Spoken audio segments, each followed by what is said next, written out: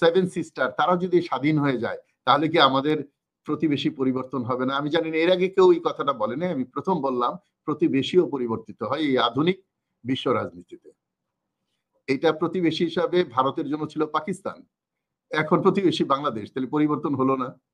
আজকে বিদ্রোহী যে মায়ানমারের ওরা যদি জিতে যায় তাহলে মায়ানমারের একটা অংশ নিয়ে বিপ্লবীরা যখন দেশ গড়বে তখন মায়ানমার এবং ওই দেশ, তাহলে আমাদের বর্ডারে কি পরিবর্তন আসবে না? ভারতের টোনে বিএনপির অনেক নেতা কথা বলছে, একেবারে আওয়ামী লীগের সমর্থক আব্দুল্লাহ মিন্টু সহ অনেকেই তো বিএনপির দুইটা পুরো, একটা হয়তো ওনারা যারা ভারতকে হয়তো এখনো পছন্দ করছেন না, কিন্তু ভারতকে পছন্দ করে ক্ষমতায় যাওয়া যাবে এই বিশ্বাসী লোক তো বিএনপির মধ্যে আছে। পাকিস্তান ভুল রাজনীতির জন্য পূর্ব পাকিস্তান হারিয়েছিল।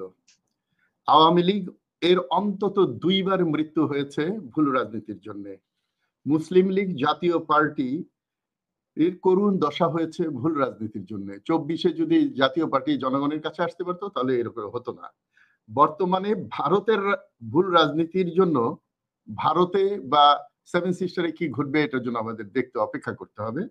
বিএনপি 5ই অগস্টের পরে যে ভুল রাজনীতি করছে তার প্রায়শ্চিত্ত তাদেরকে করতেই হবে। আসুন, আমি বলেছিলাম জনগণ বিএনপি প্লাস, এটা পরে দেখান, পরে দেখান হ্যাঁ, জনগণ বিএনপির পালস বুঝতে পেরেছে আমি বলেছিলাম, কিন্তু আজকে এই দর্শক শ্রোতাদের প্রশ্ন, এমনকি বিএনপির কর্মীদের প্রশ্ন বা মন্তব্য শুনলে বোঝা যায় যে আমি যা বলেছি তা সত্য।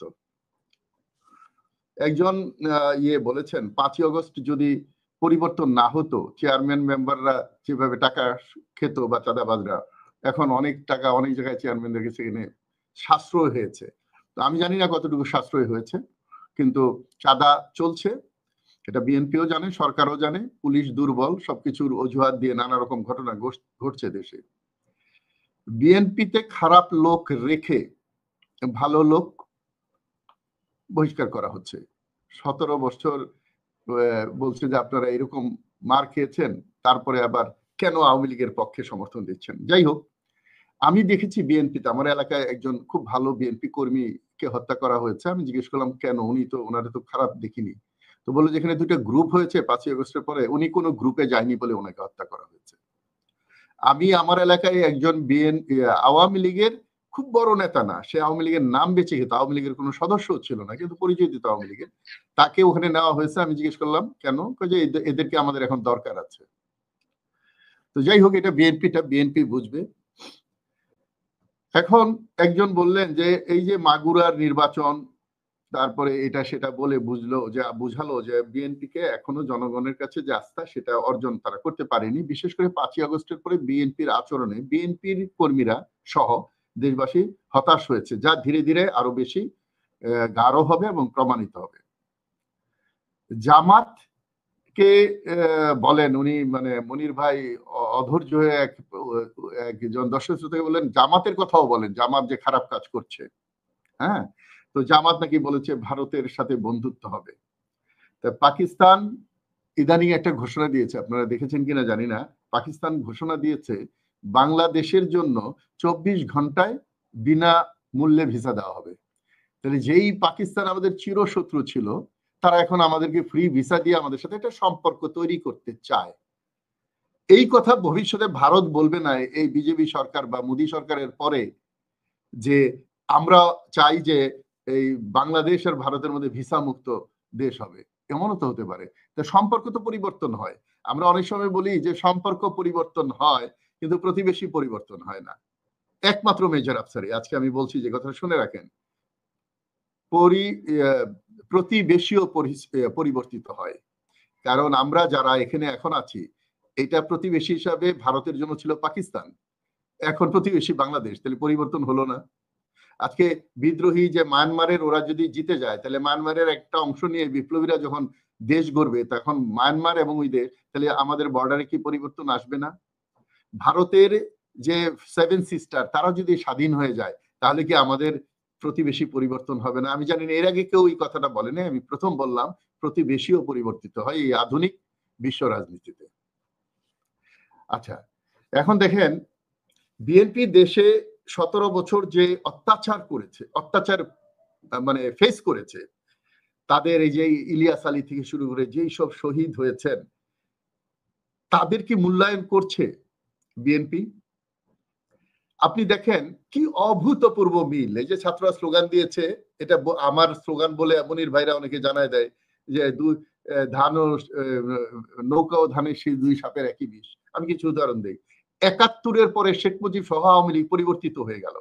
৭১-এর আগে যা ছিল, ৭১-এর পরে তাজউদ্দিন সহ প্রবাসী সরকারকেই ভুলে গেল আওয়ামী লীগ।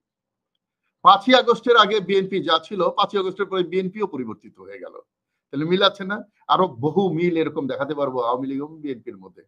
আওয়ামী লীগ ক্ষমতায় যাওয়ার জন্য যা ইচ্ছা তাই করতে পারত, বিএনপিও ক্ষমতায় যাওয়ার জন্য যা ইচ্ছা তাই করছে। বিএনপি এখন ক্ষমতায় যাওয়ার জন্য জনগণ সংস্কার বোঝে না, জনগণ নির্বাচন চায়, এগুলো বলে বেড়াচ্ছে। কিন্তু আমি যত জনগণকে জিজ্ঞেস করেছি তার উত্তর অন্যরকম। আমি এখানে টক শোতে সেটা বলতে চাই না।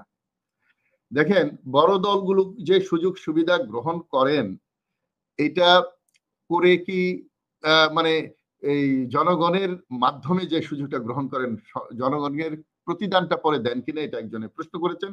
এবং এই যে আজকে যে আলোচনা আমরা করলাম, এখানে যে তারা প্রশ্ন উত্তর বা মন্তব্য করলেন, তাতে কি বোঝা যায় না যে এক সময় আওয়ামী লীগকে জনগণ প্রশ্ন করে প্রশ্নে জর্জরিত করত, আজকে বিএনপি কে প্রশ্নে জর্জরিত করা হয়, অন্য কাউকে তেমন প্রশ্ন করা হয় না। আওয়ামী লীগে একই রকম ছিল। আবার দেখেন যে বিএনপির আজকে যে চরিত্র, বিএনপি বলছে যে এই যে ভারতের পক্ষে কথা বলছে জামাত। আমি তো দেখি ভারতের টোনে বিএনপির অনেক নেতা কথা বলছে, একেবারে আওয়ামী লীগের সমর্থন, আব্দুল মিন্টু সহ অনেকেই তো বিএনপির দুইটা পুরো, একটা হয়তো ওনারা যারা ভারতকে হয়তো এখনো পছন্দ করছেন না, কিন্তু ভারতকে পছন্দ করে ক্ষমতায় যাওয়া যাবে এই বিশ্বাসী লোক তো বিএনপির মধ্যে আছে। তা তো জনগণ দেখছে। সুতরাং জনগণকে ফাঁকি দিয়ে বা মানুষকে ধোকা দিয়ে অথবা মানুষের মন্তব্যকে খাটো করে খুব একটা অ্যাচিভমেন্ট করা যায় না। আমি বিএনপিকে যে একটা কথা বলেছিলাম যে এই মুনির ভাই বললেন যে আমি প্রায়ই নাকি এই কথাটা বলি, যে কি কথাটা যেন বললো মুনির ভাই, যে আমি সবসময় বলি, সেই কথাটা আজকে আলোচনায় ছিল না কিন্তু উনি তুলে এনেছেন। সেটা হলো একটা মন্তব্য করলেন যেটা আমি একটু ভুলেই গেলাম মনে হয়, যে এটা আজকের আলোচনায় ছিল না। মনির ভাই একটু মনে করাই দিবেন আমাকে কি কথাটা বললেন যে আজকে আফসারি ভাই বলে নাই? সেটা বলছি যে কিংস পার্টি জিয়াউর রহমানের সময় শুরু করতে, আর একটা শিশু আর বলেছেন যে হ্যাঁ, এই যে পাগলারিয়ার কিংস পার্টির কথা, যে বিএনপির কিংস পার্টি হয়েছে, তার একটা প্রেক্ষাপট আছে। আমি এটা নোট করতে মনে নাই বা সময় পেনে আমি দর্শকদের জন্য। আচ্ছা, এখন যদি কেউ কিংস পার্টি করে, তারা কি বলবে না আপনার মতো ভবিষ্যতে যে আমাদের একটা প্রেক্ষাপট ছিল ওখানে কিংস পার্টি করার? তাহলে প্রেক্ষাপট করার মধ্য দিয়ে আপনারা যে কিংস পার্টি, আমার যে বক্তব্য স্বীকার করে নিলেন, এটি তো আমাদের অ্যাচিভমেন্ট। এখানে তো আপনাকে একটা ধন্যবাদ দেওয়া যায় যে বাংলাদেশের সর্বপ্রথম কিংস পার্টি হলো বিএনপি। তো এরপরে আরো অনেকগুলো হওয়ার চেষ্টা হয়েছিল কিন্তু 24 তারিখের মধ্যে, ঠিক আছে? তো সুতরাং এইগুলো বলে কোনো লাভ নাই মনির ভাই। আমরা আওয়ামী লীগকেও জনগণ একটা লাইনে আনার জন্য অনেক কথা বলেছিল। আমরা এখন বিএনপি কে কথা বলছি, দর্শক শ্রোতারা বলছে আজকে বিএনপি যদি দেশপ্রেমিক জনগণের পাশে দাঁড়িয়ে 5ই আগস্টের রক্তের কথা স্মরণ রেখে যদি রাজনীতি করত, তাহলে আজকে আপনাদের চাঁদাবাজি করতে হতো না, এমনি আপনারা সাফল্য অর্জন করতে পারছেন। আজকে তারেক জিয়া আসবে বলে স্লোগান দিয়ে মাইক দিয়ে চাঁদা তোলা হচ্ছে, আপনারা বন্ধ করতে পারছেন। আপনারা এক সময় দেখা যাবে বহিষ্কার করতে করতে করতে করতে সব বহিষ্কার করে দিলেন, কিন্তু আপনাদের চাঁদাবাজি বন্ধ হলো না বা তারা সন্ত্রাসী হলো। তো সুতরাং একটা দলের, এটাও দর্শক শ্রোতা বলেছে, একটা দলের নিয়ন্ত্রণ যদি আপনারা করতে ব্যর্থ হন, তাহলে পুরো দেশ নিয়ন্ত্রণ করতে পারছে না এই ডক্টর ইউনূসের টিম, এটা তো ব্লেম দেওয়া যায় না, আপনারা তো পারবেন না তাহলে। তো সুতরাং আগে দলকে নিয়ন্ত্রণ করা উচিত, এবং দলকে নিয়ন্ত্রণ করতে পারলেই আপনি আসল ইয়েতে যেতে পারেন। আপনি বিএনপি কৌশলগত কারণে আন্দোলন প্রকাশ করেনি যে বিএনপি আছে। কি হতো যদি বিএনপি ব্যানার নিয়ে বিএনপি যদি বলতো এরকম আন্দোলন কি কোনো প্রকাশ্যে সমর্থন ইতিহাসে নাই? 5ই আগস্টের যদি আন্দোলনকে আপনারা সমর্থন করতেন প্রকাশ্যে, তাহলে আপনাদের ইমেজ খারাপ হতো না ভালো হতো?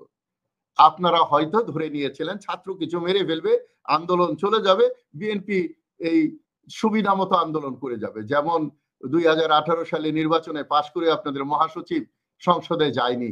এটা জনগণের সাথে বেইমানি করা, ভোটারদের সাথে বেইমানি করা। একটা শ্রেণী ভোট দিয়ে আপনাদেরকে পাশ করালো, আপনারা কি বা কোন কারণে সংসদে গেলেন না, আপনাদেরই এই সচিব মহাসচিব এখনো তা প্রকাশ হয়নি। তো সুতরাং আমি মনে করি 54 বছরে যে স্বচ্ছ রাজনীতি হয়নি সেটাই আমাদের ব্যর্থতা। আমাদের ছোট হোক মাঝারি হোক, যেই দলগুলি স্বচ্ছ রাজনীতি করবে, যেই জনগণের রাজনৈতিক দল জনগণের পালস বুঝতে পারবে, তারাই আসলে ভবিষ্যতে আগায় নিয়ে যেতে হবে। কিন্তু আমি সর্বশেষে একটি কথা বলতে চাই, এই 5ই আগস্টের বিজয় যতদিন না সফলতা অর্জন করবে, বাস্তবে আসবে, ততদিন সংগ্রাম চলতেই থাকবে। অতএব নূতন বাংলাদেশ জিন্দাবাদ।